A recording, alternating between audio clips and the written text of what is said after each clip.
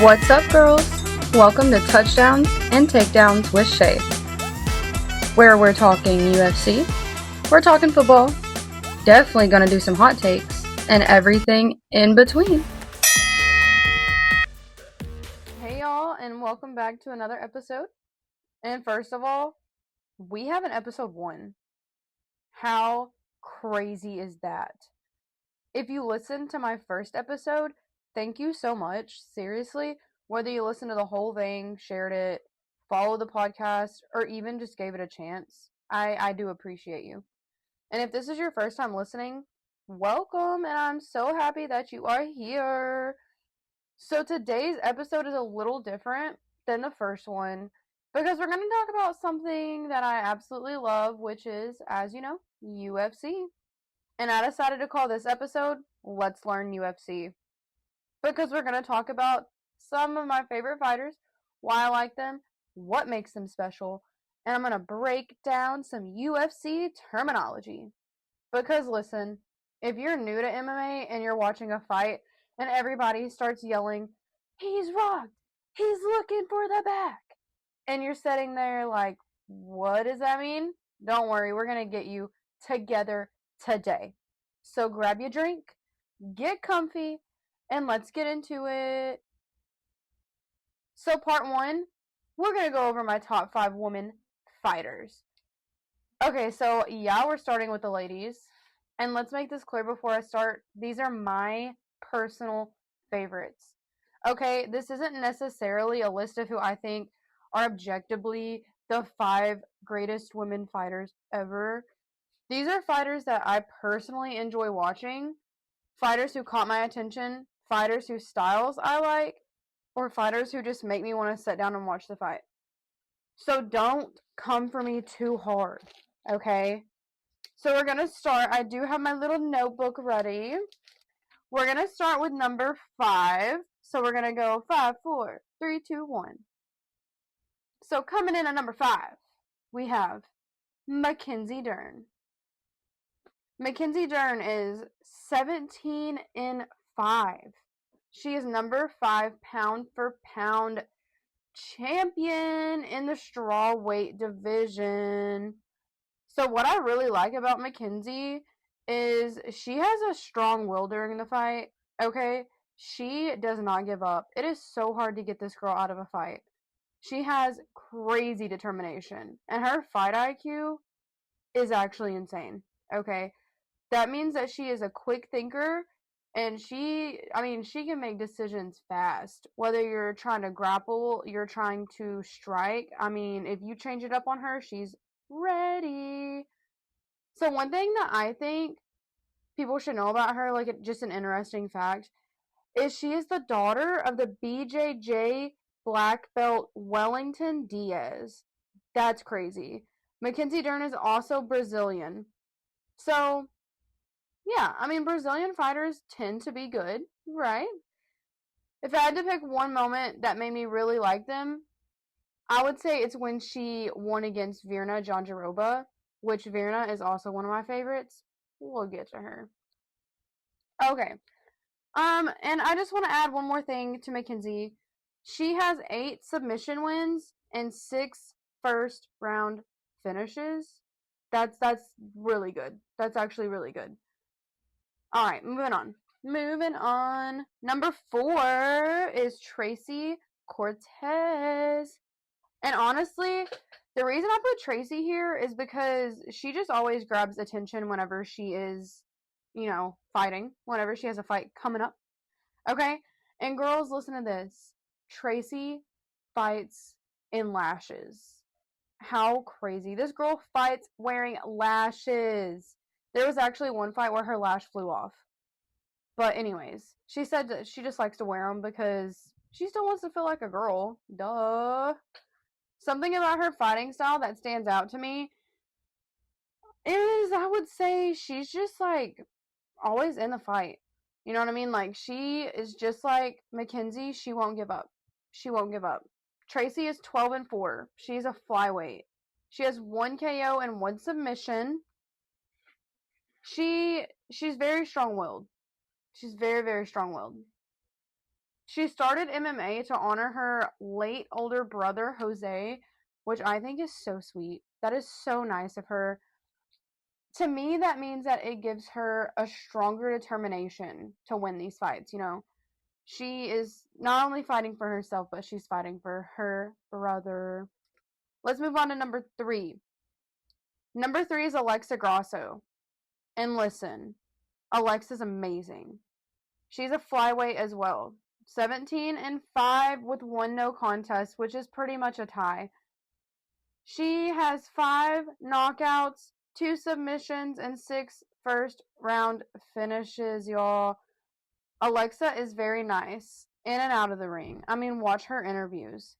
She's respectful and she's great all around. Also, a little fun fact about her, she was the first Mexican female fighter to win a UFC championship. How crazy. The girl is making moves out there. Okay. Number 2, we're going to talk about a girl that I mentioned earlier, Virna Jandiroba. Virna, don't even get me started on this girl. She used to be my number 1, but I'll get to why she's not. But she's still up there, okay? I really love watching Virna because her fights are very exciting. She is a great striker. She's also a great grappler. She's good all around, okay? She is 23-4. She's a strawweight, but she has 23 wins, y'all. 23 wins. 1 knockout, 14 submissions, and 8 first-round finishes. Honestly, I've just always liked Virna. There wasn't anything that just, I don't know, made her crazy stand out to me. It's just something about her I've just always liked. Carcara is her nickname, and it comes from a fierce Brazilian bird of prey. Virna is obviously Brazilian as well. But yeah, I don't know. You should give her fights a look. She's pretty good. And finally, my number 1 fighter is Rose Namajunas. If you know me, you are not surprised. So the reason I have Rose at number 1 is because she is respectful all the way around to her opponents' coaches, everybody. She's a great fighter. She's a former champ. Y'all, check her out on TikTok and Instagram too, because she also does stuff outside of the ring. Rose, her nickname is Thug Rose, which I think is kind of cool. Okay. She's a flyweight. She is 15-8, so she has 15 wins, 8 losses, 2 knockout wins, 6 wins by submission, and 5 first round finishes. How crazy. How crazy. I could sit down and literally watch Rose all the time. If I had to ask her one question though, okay, let's just picture this. Say I get Rose in an interview. If I had to ask her one question, I'd probably just ask her, why UFC? Why did you pick the UFC? Why did you pick fighting? A fun fact about her is she played piano since she was 5. So she's multi-talented. Okay? Multi-talented. This girl's amazing. Check her out. Literally check out Rose. She's amazing. Alright. Now let's get to the men. Again, these are my personal favorites. So don't come for me in these comments with a PowerPoint presentation explaining why I'm wrong. You can, because like I said, I like arguing. But like, this is my opinion. Okay, this is my opinion. Coming in at number 5, we have Mauricio Rufy. His nickname was actually inspired by the anime One Piece. If you've ever seen it, there's Monkey D. Luffy. So his big brother, his last name is Rufy. His big brother gave him that nickname just because I guess he liked anime and he thought it was funny. So Rufy is actually moving up the ranks really fast. Like, insanely fast. He has a main event coming up September 17th, I believe, or maybe it's the 19th. Y'all, this fight is going to be crazy. He's a great striker, and so far I've never seen any boring fights with him at all. He's 14-2 on the record book with 13 knockout wins. 9 of them first round finishes. Tell me how that is not exciting, okay? That's a pretty good record. Okay, we're going to come in at number 4 with Hamzat Chimaev, also known as Borz. That's his nickname. Borz, Borz. He's a middleweight. His record is 15-1. Chimaev has 6 knockouts, 6 subs, and 9 first-round finishes. If you've ever seen Chimaev fight, it's straight grapple game. This guy is on the ground the entire time. A lot of people don't like that, and they think it's a boring fight. Those people don't know UFC like we do, okay? Because if you know UFC, you love UFC, you're going to love the grappling game as well, okay? Chimaev, he just has like a bunch of aura on the around him. He gives this like crazy energy just seeing him. You can look up clips of him and definitely see it and feel the aura. It's insane.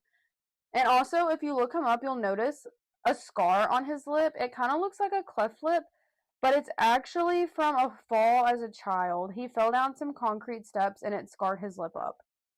But that doesn't affect him in any kind of way. I mean, he is crazy. Crazy, crazy.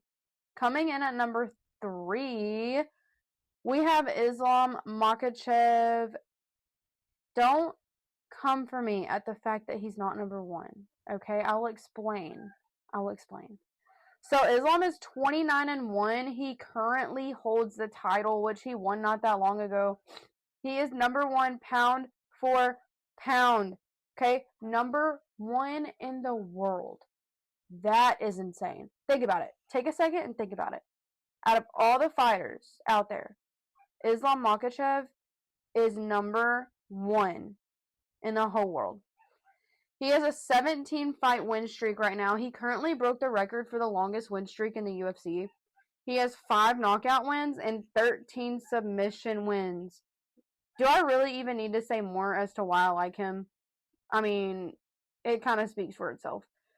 When Islam is not in the ring, he's not training, he loves to cook traditional Dagestanian food to relax, which I think is crazy because, I mean, if you just get to know him, you would not expect him to be a cook. So, yeah. So, coming in at number 2, he is a very close shoe-in for my number 1 spot, but number 2 is Diego Lopez. He is a featherweight fighter. Diego is 28-8, so he has 28 wins, 8 losses. 12 of his wins are by knockout. 12 of his other wins are by submission, and he has 15 first-round finishes, okay? That's a 1 and a 5. 15 first-round finishes. He's a great striker. I haven't seen a boring Diego fight. I don't know. You just have to check it out. But by the way, his walkout music, so good. Okay, it's La Chona. That song, yeah, I have it on my Spotify. Okay, that song is great. So yeah, his walkout song is just phenomenal. It's very iconic, I guess you would say. So if you ever watch Diego fight, you'll notice that he kind of like touches his throat. Like he'll like brush it up with his fingers. The reason for that is because as a child, he fell on a metal rod, y'all, and it punctured his neck. So now he kind of has like a twitch. So whenever he's fighting, it kind of gets like itchy whenever he's sweating. And you know, as a fighter, you sweat quite a bit. It's straight cardio. So as a child, he fell on that rod, and it's just caused him to have this little twitch where he just like scratches his neck. I haven't noticed any fighters yet take advantage of that, so that's respectful and great of them, because I mean they definitely could. All right, y'all. Number 1. Y'all have heard of him, I hope. Charles do Bronx Oliveira. Okay. 37 wins, y'all. 11 losses. He's a lightweight, okay? He has 22 submission wins, 10 knockout wins. Listen, I think Charles Oliveira is the greatest grappler in the UFC. I think that earlier we talked about Chimaev being a great grappler.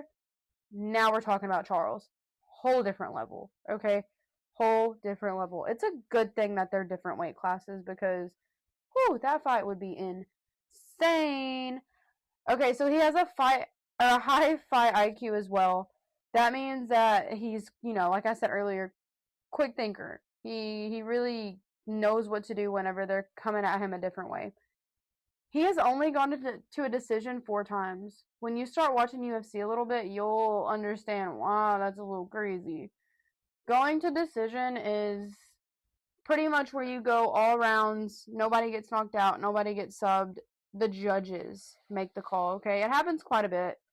But yeah, he's only done that 4 times in his career. So his nickname is Du Bronx. I mentioned that earlier. Charles is a very respectful guy. He's probably the most respectful UFC fighter that I've ever seen. He will go show his respect to his opponent's team, everything before the fight, okay? And then after the fight, an immense amount of respect is shown.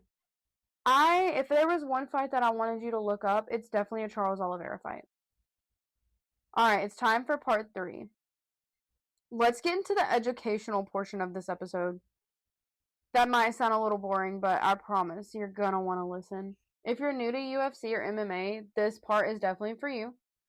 I'm going to go over some terminology that you're probably going to hear constantly when you watch the fights, and I'm going to explain it in regular people language, okay?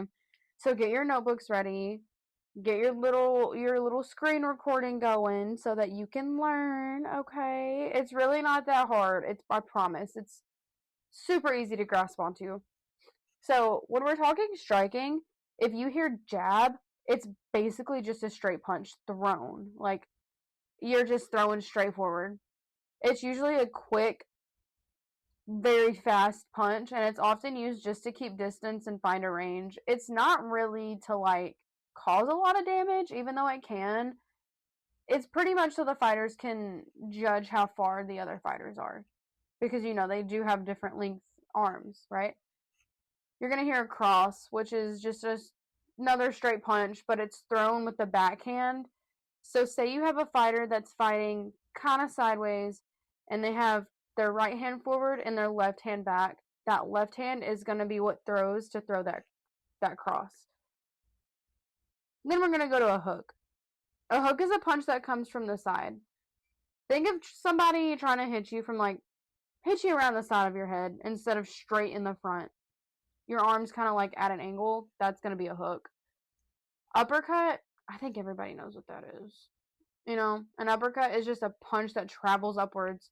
And if you catch somebody with one at the right time, good night, because they're going to be out. Okay, uppercuts are crazy. A leg kick, pretty self-explanatory. You're just going to be kicking your opponent's leg. But don't underestimate those. Repeated leg kicks can seriously affect someone's movement. We watched a fight this past weekend. This guy was getting leg kicked so much that he could not stand. Okay, he constantly was falling. Next, we're going to go over a head kick. Again, self-explanatory. It's just a kick aimed at the head. And if you don't see it coming, you might be waking up wondering what happened. Head kicks are insane. And these fighters throw them fast. I seriously wish I could do it. Now we're going to get into the ground game, which is grappling. This is the part that I told you other people find very boring, but I find very exciting.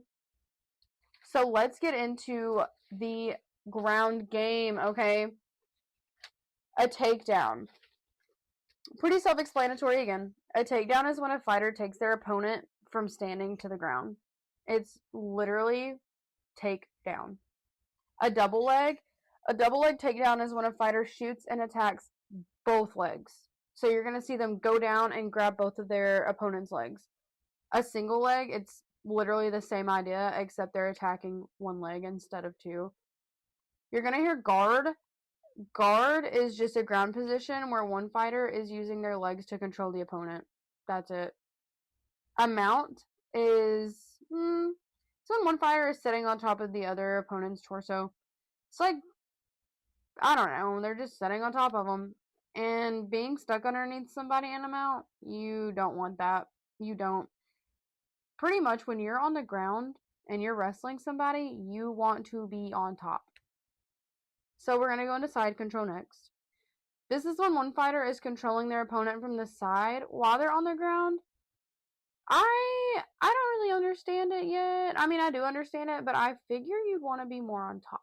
However, side control, you can get a lot of submissions this way. You can get a Kimura. You can get an arm triangle. I mean, we'll get into that later, but you'll see fighters on the ground.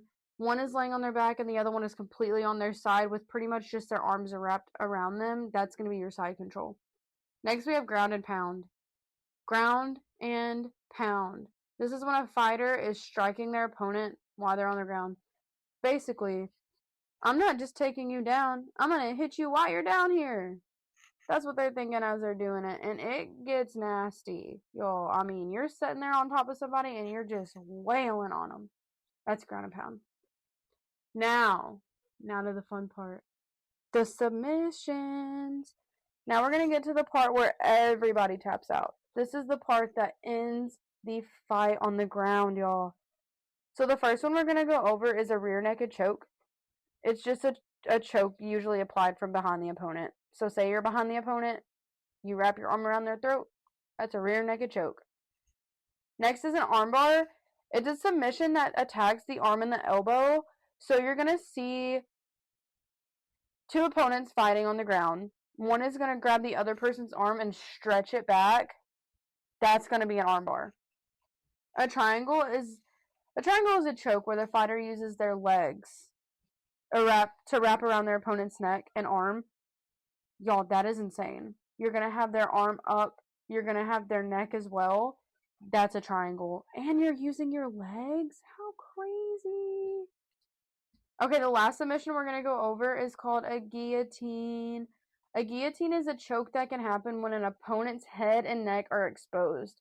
So whenever you see somebody go for a takedown and the person that's getting taken down wraps their arms around the other person's neck, that is a potential guillotine. Okay, so they're facing each other face to face.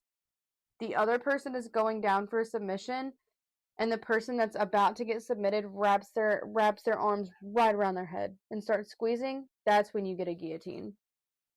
All right, y'all. What does that even mean? That's our next segment. Let's talk about some phrases you're going to hear the commentators and the fans use. You'll hear me mention these a lot. I already mentioned them a little bit whenever I was talking about my favorite fighters. So the first one is KO, which is knockout. Everybody knows what KO means. If you don't, though, that's fine.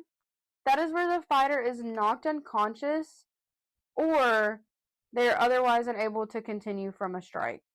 So if I'm walking up to somebody, I hit them and they fall straight down, that's a KO.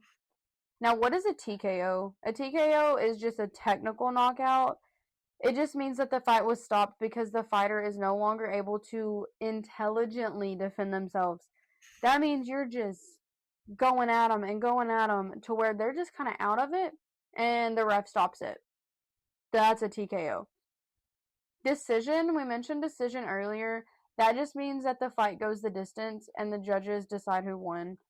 That's pretty, I mean, it's pretty fun sometimes watching a fight go to decision because they are either in a 3-round or a 5-round fight, and it just means that they fought the whole time. It means that you got two really great fighters in the ring together and the judges get to decide. Sometimes that can mess up your whole night too. So if the judges go to split decision, that means that two judges score for one fighter while one judge scores for the other fighter.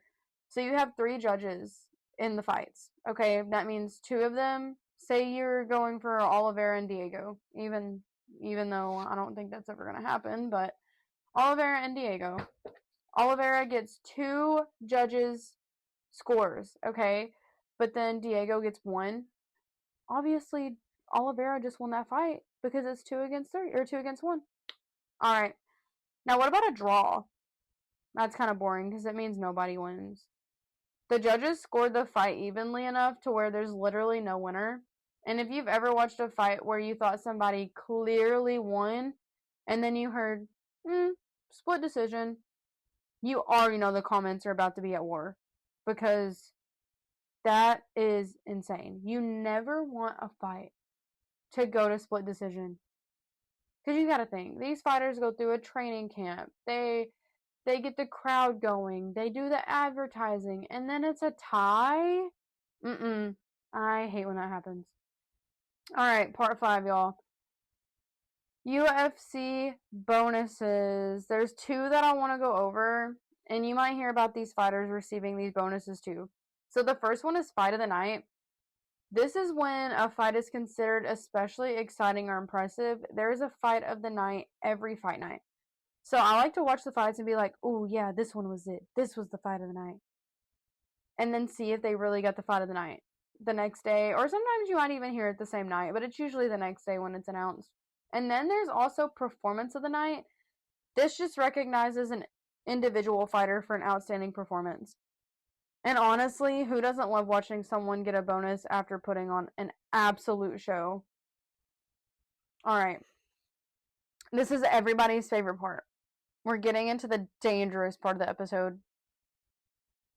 I'm about to give y'all some opinions. And I already know somebody's going to disagree with me. But that's fine. That's literally fine. So I'm going to go over some questions and then we're going to do my opinions on it. Okay? So, who is the most underrated fighter? Honestly, I think it's Kevin Holland. Watch a Kevin Holland fight. I'm giving y'all a lot of homework, but watch a Kevin Holland fight. Kevin Holland is so funny, y'all. He is so funny. He will talk to you during the entire fight. I mean, imagine fighting with somebody and they're just sitting there talking to you about dinner. That's what Kevin Holland does. He will literally sit there and talk to you about literally anything during a fight. He's also very respectful. I've heard about him being respectful with fans. He's also respectful to his opponent. He's respectful to the crowd, and he's respectful whenever he gets interviewed at the end of the fight. He's just a great person all around, and he's a great fighter. He can strike, he can grapple, he's a great fighter. So yeah, I think Kevin Holland is underrated. I think that he deserves more chances, even though he fights a lot throughout the year. You'll see Kevin Holland on a lot of fight cards. I think last year he had like 5 or 6 fights in 1 year, which is a lot. Now, who is the most overrated fighter? This one might give me some hate, but I think it's Dricus du Plessis. I think Dricus is way overrated. I don't think that he is a good fighter, in my opinion. I don't like his fighting style. It's awkward. His stance is awkward. I don't think he's the best striker in the world. And I definitely don't think he's the greatest grappler. I mean, watch the fight between him and Chimaev. I just think he's overrated. So which fighter would I never want to fight? Zhang Weili. Zhang Weili. To me, she's the best woman fighter there is out there right now. She's not my top 5 favorite.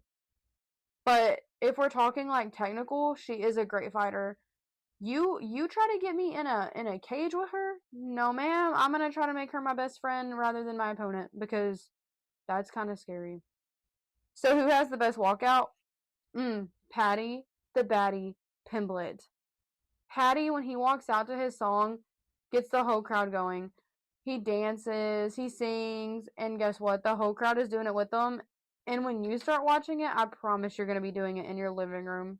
Because his walkout is so fun. And he's got the little dance, and he's got the little song with it, and he's singing it the whole time. And the crowd is doing it too, so you might as well do it in your living room or your bedroom. So a fight that I want to see happen, definitely Talbot and Wellmaker. And guess what? They're in the same weight class. Y'all, Talbot and Wellmaker are in the same weight class. So that means that they could potentially have a fight against each other. They're both young, upcoming fighters. They both have pretty much the same fight style, and they hold a pretty similar record. So, yeah, I think that would be a great fight. So, who do I want to see get a title shot? I think a lot of people might agree with me on this one, but Paddy the Baddy, he needs a title shot. He's deserved a title shot, okay?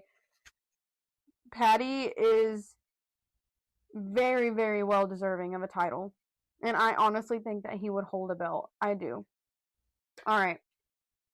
Lastly, what UFC opinion do I have that is probably going to have y'all fighting me in the comments? Ugh.